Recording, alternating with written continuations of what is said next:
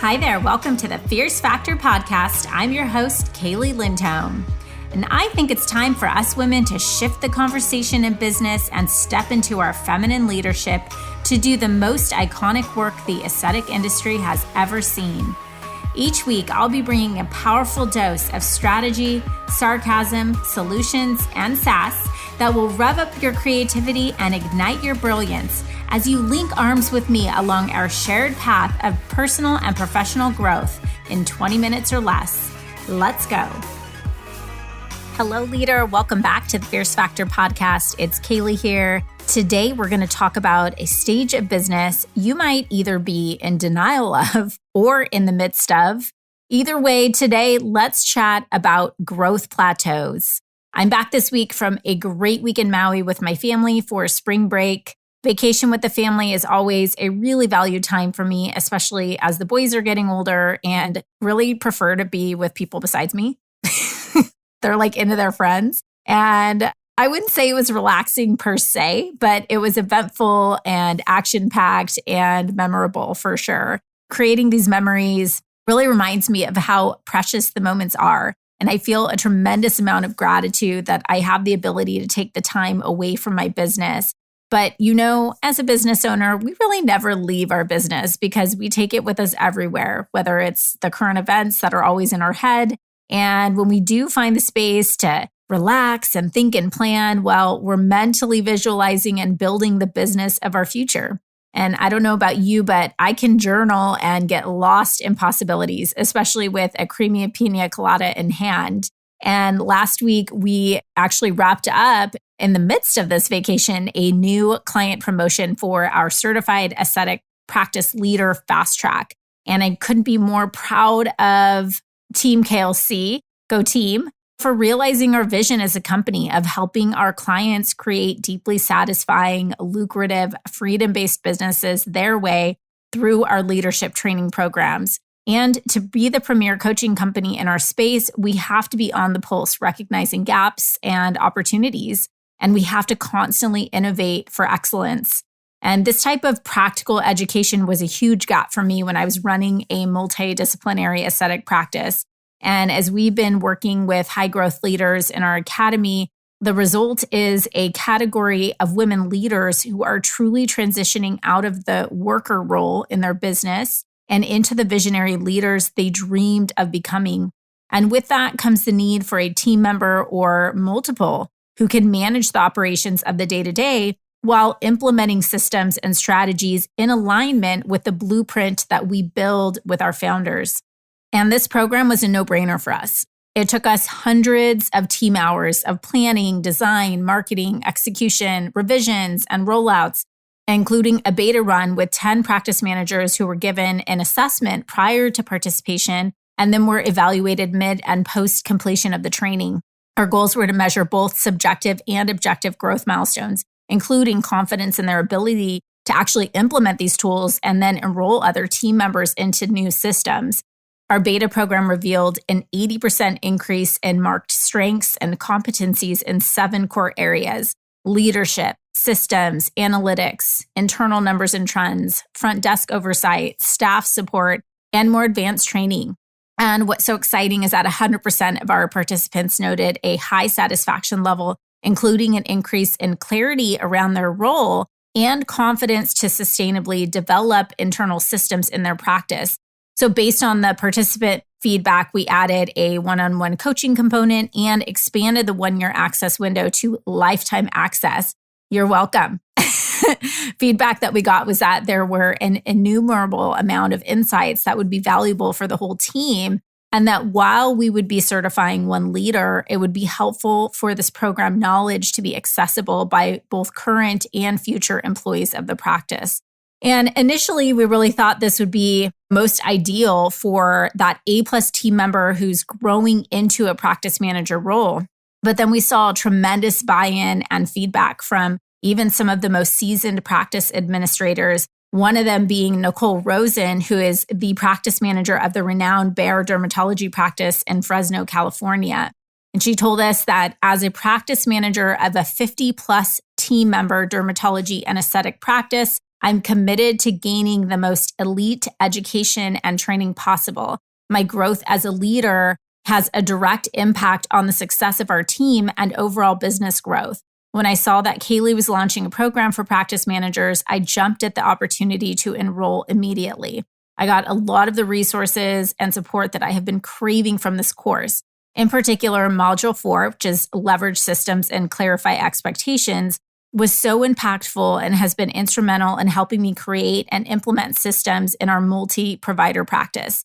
The team building module was chock full of amazing strategies and resources, from designing employee comp plans to performance management. It's full of downloadable resources that I've been able to start utilizing immediately. This program is so well-rounded and perfect for any practice manager who wants to level up in their skills and knowledge and to support the business and the people they manage at that most level. So I just love this. I love this for Nicole and her team, and we couldn't be more proud of her. And we've housed this program on our website at klcconsultants.com/practice manager. So leader, don't wait to make this critical investment in your team and your team training portfolio. So it was an epic launch for us in so many ways. You can probably sense my energy and enthusiasm about this program, but mostly from a learning standpoint. And that's what I want to chat with you about today. On Friday, I received a message from my executive business coordinator letting me know that we as a company have already hit an all-time KLC history record sales month in April, and we're like halfway through, which is so exciting. And while I was extraordinarily proud of the company's achievement, I really took a pause to thank my past self for committing to staying disciplined to what it took to get to where we are today. And let me tell you, it wasn't easy. Probably not because of the reason you think I'm going to tell you, but because what that required was actually an induced growth plateau. And I've talked on this podcast many times about the seasons of growth. In fact, if you head back to last year's episode number 142, the Great Reset of 2023, we can take a deep dive into this topic because we invested in a reset last year and are now reaping the abundant rewards. I wanted to share with you some of our experiences with a growth plateau as a business strategy. See, as entrepreneurs, we are hardwired to focus on hitting our next growth milestone. I mean, in reality, our mission as a company is to help 1,000 inspiring and intentional women cross the next $1 million benchmark in their business. Truth be told, sometimes we have to help our clients slow down their immediate or short-term growth in order to achieve this milestone sustainably. No business owner, and I mean no business owner, wants to acknowledge that they've had a slow growth year or a no growth year. And it certainly doesn't sound super sexy for me as a business coach and advisor to say, hey, come work with me and you can slow down your growth, right? But to quote the late Kenneth Ewart Boulding, who was an English-born American economist, educator, peace activist, and interdisciplinary philosopher, I'd quote, anyone who believes that exponential growth can go on forever in a finite world is either a madman or an economist. But I think a lot of practices in our industry are experiencing embarrassment or shame or frustration or just undercover confusion around the fact that they may have had 5 years of rapid expansion and are suddenly finding themselves in the midst of chaos, or finding their operating costs are just steadily creeping proportionally higher than their income and their profit margins are not looking quite as cushy as they once were. Perhaps you're in the situation and you've just never been told it's okay to go through a year of reorganization, of getting systems in order, of team building, of readjusting infrastructure, of realigning strategy, right? Or what about a year of slowing down to revisit core values and discern which direction you really want to take the business going forward? I mean, how does hitting the pause button for a bit sound to you? Does this idea bring you terror or relief? Either response is actually okay. Today, I want to talk about growth plateaus, why they occur, signs that you might be headed for one, and what to do about it. So I shared my experience leading KLC through a growth plateau last year. Essentially what that meant was we intentionally slowed down our growth so we could focus on elegantly restructuring our systems, marketing automation, people plan, and R&D. And what this required of me as the creative visionary of the business was to slow down and think and plan for our next stage of growth and spend the lion's share of my time on development of new programs, AKA the one I just told you about, on hiring and training leaders within the organization to be able to execute these new programs. In general, we budget for a 30% growth year over year. But in the case of 2021 versus 2022, we experienced approximately 5% growth. It was a reset year for us. In our case, growth plateau was intentional, but it isn't always. So let's talk about what a growth plateau actually is. A growth plateau is defined as a period of time that your business stops making consistent progress. Plateaus usually occur during or soon after a business hits a maturity stage in the business life cycle. So a great article in the online journal, thebalancemoney.com, describes 4 stages in the business cycle: the expansion, the peak, the contraction, and the trough. And what's important to note is that the strategies that work in one stage doesn't work in another. So you can reach a plateau in any of these 4 stages, but as your business transitions from one stage to the next, following the same strategy won't produce the same results.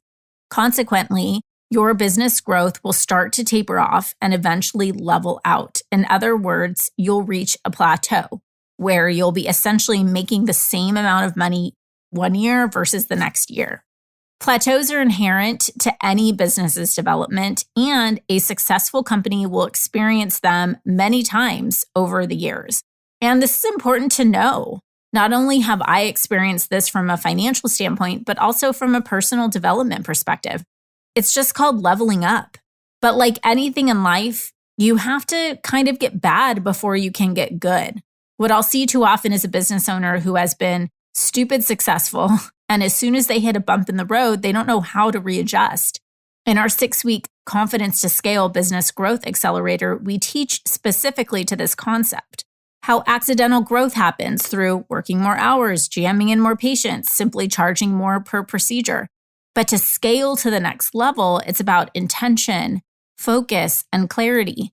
Not checking the 100 things off your to-do list, instead making your to-do list 3 things only. Why this is relative to a business plateau? Well, if you aren't prepared to hit the peak and experience some uncomfortable growing pains, you will not be equipped to climb the next mountain, but instead fall off and have to climb up the same one again. So let's talk about that. What causes plateaus to happen in the first place? A growth plateau or stagnation can happen intentionally, like I described my company experienced, or it can happen unintentionally. This past year, we worked with a provider who owns a thriving aesthetic practice, and about 50% of her income, thanks to good old COVID tailwinds and her ingenuity, comes from e-commerce skincare. She was killing it. But in Q1 of last year, she was beginning to kill herself. She had rolled out a skincare membership program, which grew from 20 clients at launch to over 2,000, and her systems were breaking. She was having IT malfunctions that were impacting the automations that talked to the shipping department. She found herself understaffed to remedy these. She didn't have the client support in place to field incoming questions and client support issues from customers. And her existing marketing strategy was requiring too many manual steps to keep up with demand. And the demands of all of this misalignment resulted in, guess what? Her burning the candle at both ends. She had to pause her membership, cut back on patient care, and spend more to hire more seasoned employees to get the business back on track. It was a season of reset that resulted in a temporary growth plateau.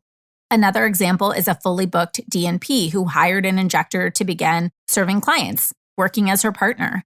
This employee spent 2 years with her and then decided she wanted to start her own business. By this time, the business demand had been met and the business infrastructure was really built for 2 providers, meaning she had enough clients that she really needed another provider to meet the demand. Without another provider, she was forced to expand her schedule and book out further while she went on the search for another provider. This resulted in a temporary growth plateau that year. Now, I'm using a couple of basic examples of businesses who were generating $1 million plus per year. So it's not like they're eating top ramen, but instead use the example of $1 million in revenue. Instead of booking 1.3 million the next year, they're booking $1 million again the subsequent year. But remember, it's not about the number you bring in. It's about the number you take home at the end of the day. And that's really the point of the growth plateau, to rebuild the foundation of your business so it's equipped to grow its revenue without compromising its lucrative profit margins. So in these cases, the growth plateau really wasn't planned. It just happened. And it does happen. It happens for very successful businesses when there is no dysfunction. And that's simply because it's time to up-level the strategy to drive internal growth and develop management and team to catapult the business forward. Managing a growth plateau is all about your mindset around 3 key areas. One is anticipation, taking the time to think and plan about what the 5-year vision looks like for you so you can staff up, systematize, and prepare for that growth if it comes sooner than planned. Number 2 is accepting failure as learned growth. It's usually not the tactics that hold us back. In the case of the DMP who lost her injector, she really stagnated from this. So many times we get PTSD or we tell ourselves, well, I tried that in the past and it didn't work one time. And so we make a sweeping assumption that it will never work again, even when circumstances are different.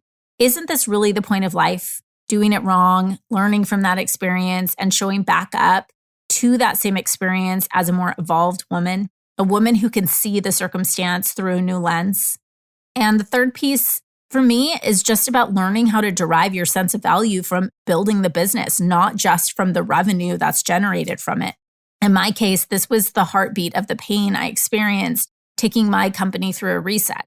A lot of ego, if I'm honest, knowing what I'm quote unquote capable of and letting my foot off the gas pedal anyway to take a few steps back in order to slingshot 10 steps forward. That's why it's taken me a full year to share this experience with you all, because as we wrapped up Q1 of this year, we've already booked more in revenue than we did the past 2 complete years. We are experiencing monumental snowball traction, but it took an intentional slowdown. I had to focus on the process, not on the destination. And this has been the hardest part of growth for me, to perceive growth in a new way that didn't show a bigger number right off the bat. Talk about uncomfortable. So if you're thinking, well, we haven't had a growth plateau, what signs should I be looking for? I'll give you 3. And if you've been growing on autopilot, I would tune in here. Number 1, your sales growth has led to complacency. So if you're like, oh, we're growing on autopilot, I would be careful about checking into that. Like, how is your team showing up?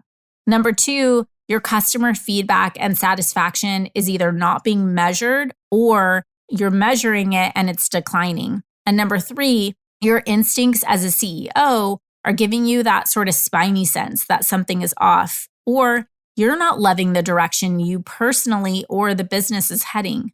I mentioned growth plateaus are all about mindset, and I believe that they start in your mind and manifest internally through operations, team, and clients before any financial symptoms start to show up in your P&L. And that's why it's so important to go through courses like our 6-week Confidence to Scale program to reconnect with your business and redefine what growth looks like for you as a leader. When I work with clients who are struggling with growth, it's usually because they haven't been willing to take that leap from one phase of growth to the next. They treat every season like a harvest season without re-nourishing the soil, replanting seeds, and cultivating new crops. I don't know anything about agriculture, so spare me the tomatoes on my language there, but you get the point. The good news is, with the right approach, you can overcome plateaus and continue to achieve sustainable business growth and even record growth some years, but not every year. My goal today is to eliminate the stigma of slow growth. Instead, it's about strategic growth versus hasty, hurried growth. This is where a joyful, fulfilling, and sustainably lucrative journey begins. I'd like to offer this. I know how scary it can be to slow down. In fact, before I hired a coach to help me through this uncomfortable, terrifying process, I was still growing, but not to the level that could sustain my 10x vision. I made excuses like, I can't afford that employee, or once I have XYZ, I'll make that move, or I've only been in business so many years. I still need to learn that. No, goddess, stop listening to these voices. And who's telling you this? Your parents, your spouse, your team member, your own imposter syndrome? Do not listen to anyone who tells you that you aren't ready to achieve that next level. If you have a calling, answer it. But I strongly encourage you to start thinking strategically about what it's going to take to get you there. Who do you need, both on your internal team and on your strategic advisory team? Do you have a mentor or advisor who honestly is holding space for your most intimate and truest goals? Or is your mentor shoving sales numbers down your throat? There has to be a balance. There has to be real accountability to helping you through all of these seasons, not just the ones that everyone can celebrate on paper. Sometimes the most powerful move you can make is sitting back and nurturing your brilliance for a minute, allowing yourself to get clear on what it is that you really want for yourself, and giving yourself the time to create that. Just because you're here where you are right now, it doesn't mean that that's where you have to be forever. Look at the bigger picture and step up like a real CEO. Let's do this. P.S. I am here to help. If you have not been through our 6-week CTS Business Growth Certification program yet, we are actually booking out for the rest of the year. So plan a season and make it happen. You can head to klcconsultants.com/scale to apply. Okay, Goddess, I hope this has been helpful for you and leaves you inspired to lead your business through a new perspective. Thanks for tuning in. I will see you same place, same time next Monday morning. Wait, before you go, if you're vibing with this conversation and want to join me on my mission to help 1,000 inspiring and intentional women cross the next $1 million milestone in their business this year, or maybe you want to become one of them, head over to Facebook and join our free community, the Fierce Factor Society. Over there, we are taking this conversation to an elevated level. Get access to resource guides, podcast supplements, and guideposts, direct communication with me and my expert team, and of course, a society of fierce women making big moves and disrupting the status quo in aesthetics and wellness. You can link directly through the show notes or head to Facebook and search up the Fierce Factor Society. See you there, Goddess.